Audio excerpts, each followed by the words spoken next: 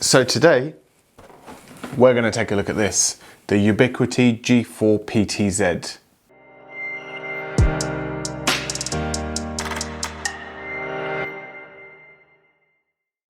Firstly, big thanks to LinITX for sending me this camera to review. This camera is a 4K 24 frames per second PTZ. It has a 22x optical zoom. It's tamper resistant. It does pan and tilt. It has multi-exposure HDR. It requires 802.3 BT, which is PoE++ to power the device. It has a wide range of operating temperatures, and it runs in the UniFi Protect application on the desktop and on the mobile phone, which we're going to take a look at today. But as I mentioned, this does have a massive $1,800 price tag on it. So does it really live up to the price tag? That is the question. So what we'll quickly do first is we'll have a look inside the box and what comes in it. We'll then go over to the computer and adopt it within the UniFi Protect application, have a quick look at some of the settings, and then if you watch some of my other videos, we'll go off into the garden and get it mounted. I'm really excited to see how this is going to work purely because of that 22x optical zoom. I want to see what sort of clarity we get out of this. Just before we get started, remember, if you are new here, remember to hit that subscribe button, hit the like button if you enjoyed this video, and leave your comments down below on this camera. Do you think it justifies the $1,800 price tag, or do you think it's just another gimmick from UniFi? Looking at their different camera ranges, they do range from, I guess, $30, $25 for the G3 Instant, all the way up to this. So let's get started. So I'll go ahead and open this box just here, across the top. And the first bit itself is quite heavy. So I know this is metal plated and does have some plastic inside, but this is pure metal. Has a little clip on the top, I guess, to, as you're hanging it up, you can pop your camera on here. This is the first time I'm seeing it, so I have no idea how this all clips together. We then have this second part, which basically, if I pop this off, you'll see inside, it has the hardware kit, which is just inside here. We'll have a look at what comes inside that in a minute. And this is the bit, I assume, that you would mount on this. So your cable will go through here, which I think actually, there we go. So there's actually a sticker in there, but it slides out. So this part here looks like the wall bracket. So you have 4 slots here to mount it. You can also feed your cable through this little hole just here. And this is probably to hold up the camera once it's mounted to the wall. If we look at this just here, we have the waterproof bracket just inside here, so you can feed your Ethernet cable just here, and then it will connect up to the camera and power it via PoE++. Don't think there's too much else to cover on this part, so I'll pop this to the sides. You've got your quick start guide in there, along with some guarantees. And this is the hardware kit. So this looks a little bit different than the traditional white one you get in the Ubiquiti boxes for the Switch. We'll go ahead and pull that out. We'll open it up. It's nicely, fancily laid out just inside here. Given the weight of the camera, these are quite thick, and yeah, they'll definitely hold this camera up with no problem at all. Then again, if we look further inside the box, we have the main camera itself. So this comes in a nice bag. It is quite heavy. All of it together does come in, I believe, over 5 or 6 kilos. I don't know exactly what it is. There we go. Bit of a pain to take out, but comes inside a nice bag, so it doesn't get damaged in transit. You'd hope so for this sort of price, but there you go. I mean, it's a fairly big camera itself. And if we have a look at the top quickly, you can see this is where the Ethernet connection would go in. So I don't think there's really too much more to look at. There's one little, I think just this needs to come out here. Again, just to keep it protective, and you can see then it tilts all the way around and does a full 360 as well. So let's go ahead and get this plugged in, and then we can see how it works. So I've plugged it into my network, and here we are. We are now pending adoption. You can see the G4 PTZ. See it right here, it's ready to add. It's got an IP address, and then we click adopt the device. So we'll let that go ahead and adopt. It looks like it's going to go off and quickly update, so I'll let it do that, and then we'll come back and have a look. And there we go, that's all updated. So it's currently pointing to my green screen at the moment. If I quickly go ahead and press the live view, you can probably see, there you go, you can see my hand sticking out just here. It's upside down at the moment, so that's why it looks a bit different, because it's just mounted on my desk. So this is what you can look at. It says you can change video quality, so automatic, low, high. High, the most it's going to show you is 2 megapixels at the moment, but we're going to go through the settings in a minute, so just hold that thought where you're thinking probably about 4K. We have the PTZ control, so you can use your mouse, you can use your keyboard, sorry, to go up, down, left, right, and this is the optical zoom. This is the bit I'm really going to be looking forward to when we go outside to have a look. So that's zooming in quite a bit. Let's go back out. And then we click done. If we want to come out the PTZ mode, we can take a picture, and then we can go ahead and full screen it if we want to, and then the settings. So in here you can go ahead and play around. I think we've seen these settings in Unifi Protect before, so nothing really too much different there. Then we have the recording, so recording always, how do you want a schedule to apply if you've got one set up, and then recording quality. So here we go, this is where, so we have the high frame rate, so we can turn that off if we want, or we can keep that on, it's entirely up to you. Image quality is going to tell you to do the best image, so again, up to you, however you want to get that set up. Motion detection settings, and these are again all the same for Unifi Protect and how they are. So you've got the smart detections, motion zones, privacy zones, etc, etc. So if we now go to settings, you can set the name up. There we go, G4 PTZ. Overlay the information, so what you want set up, what you want to show on there, time, camera name, logo, restart, advanced. So if you want to do an RTSP feed, you can actually do that in 4K as well, which is quite cool. And if you want to unmanage, there you go. Now we've turned off the high frame rate mode, we actually have the option for the 4K quality. So when you go into high frame rate, which is 50 frames per second, the most you're going to get is 1080. Here we are inside the Protect app. You can have a look inside here at the image. So you've got the settings, how you would expect to see in all the other, within Unifi Protect, all the other ones. You've got the motion detections, if it's shown anything, and then you have the PTZ control. So this is where you can go up. It's like a joystick, so you can move it. Interestingly, it's not updating the picture on here. Software itself, I mean, I am sat on the same network, it's not like I'm outside.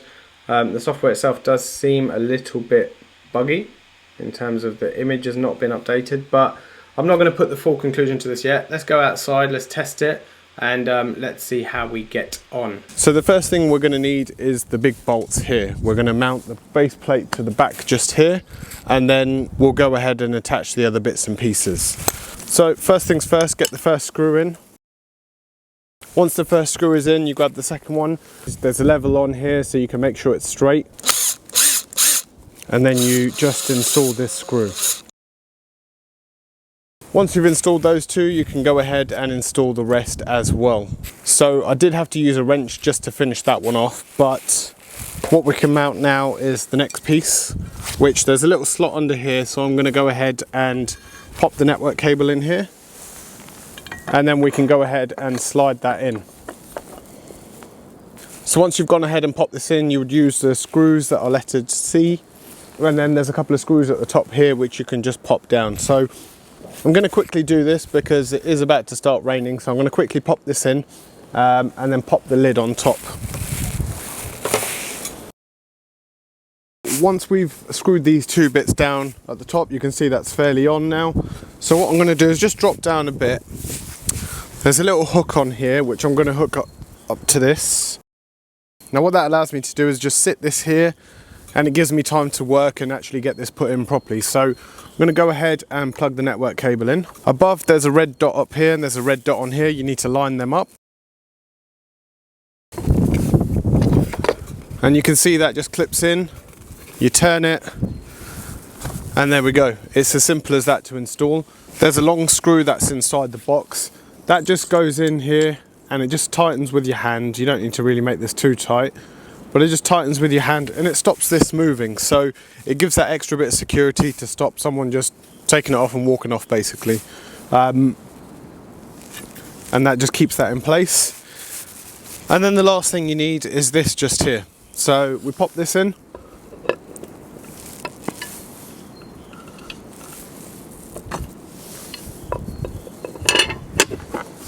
There we go, that's in.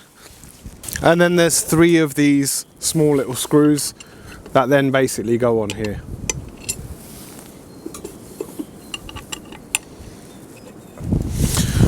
And there we go, that's it installed. So I'm going to go ahead and plug the Ethernet cable in, and yeah, let's see what this looks like. So now we have that mounted, what I'm going to do what we normally do, is I'm going to walk down to the end of the garden and then come back.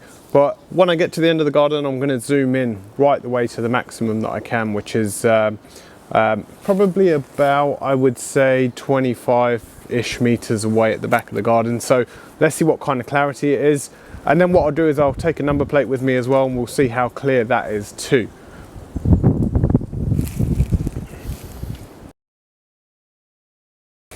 And you can probably see me just here, and to give you some idea, so if you want to use the joystick, you've got to press this little button here, and then you can see on the left hand side you can zoom in, and it's not the quickest in the world.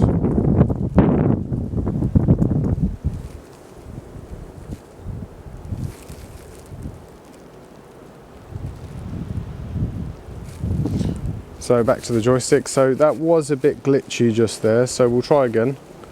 Let's zoom in a little bit.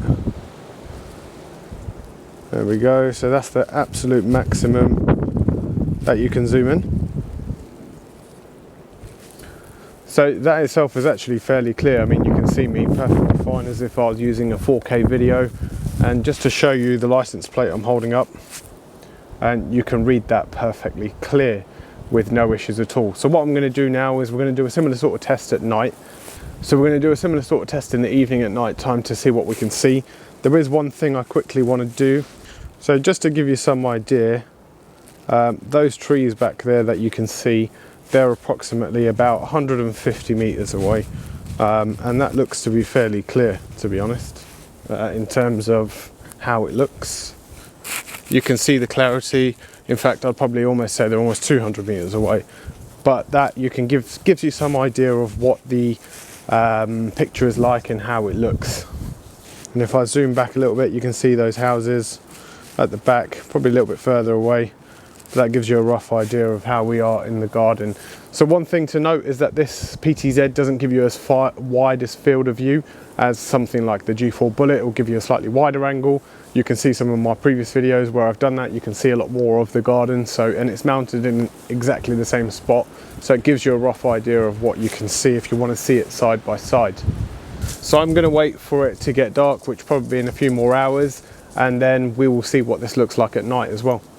So it's dark out here. Don't be fooled by the exposure on the camera. It is dark out here at the moment. So we're just going to have a quick walk to the back of the garden. We'll have a quick look at how it is. We'll zoom in to me, and then we'll probably zoom in a little bit further away and see how that looks. Right, so I'm at the back of the garden now, so I'm going to zoom straight into myself. You can see that's getting a lot more clearer. And I don't think we're going to get any further than this.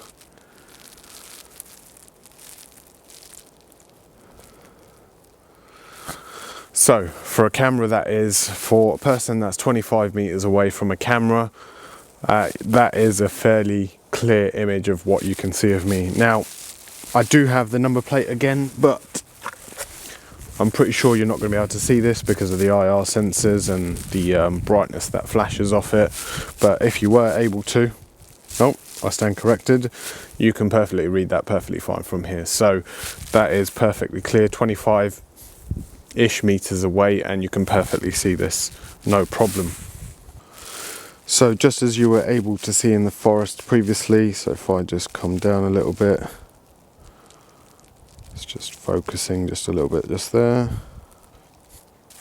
So that is zooming into the pole that we actually saw earlier during the day, which is not very clear at this point. I think about 20 minutes ago when it was getting a bit dark, I did try it and you could see it, but at the moment you can't really see too far. I'm sure you've just caught that there just now. There you go, zoom back in again, there we go. Oh, there we go. So just got to give it a chance to correct itself, and that pole that was 150-ish meters away, or whatever I said earlier, somewhere there or thereabouts, you can see that perfectly fine, and you can see the trees in the back. You can still make out some sort of detail, which, to be honest with you, is quite impressive considering how far that is and how far the IR lights are working. Now that you've seen both day and night, what do you think of this camera itself? For me, the clarity of detail is great. There are a few bugs in terms of the software. I mean, during using the web interface, it was perfectly fine, but when you're using the app, it can be a bit glitchy. But I think this is just a software thing, so hopefully Ubiquiti in a future release will get that fixed. Now, for £1,800, is this worth it? Now, for a house, most probably not, unless you can afford one of these, which is no problem at all. Then in that case, put one in your house because they are really good. However, for your businesses, warehouse parking lots, wherever you are in terms of that, it's probably more of a worthwhile investment. It's definitely a solid build. Let me know your thoughts down in the description below, what you think of this. If you want to support the channel, there are ways to do that. They are in the description below, and feel free to give me a follow on social media too. They're also down there as well. This is InsideWire, and I'll see you in the next one.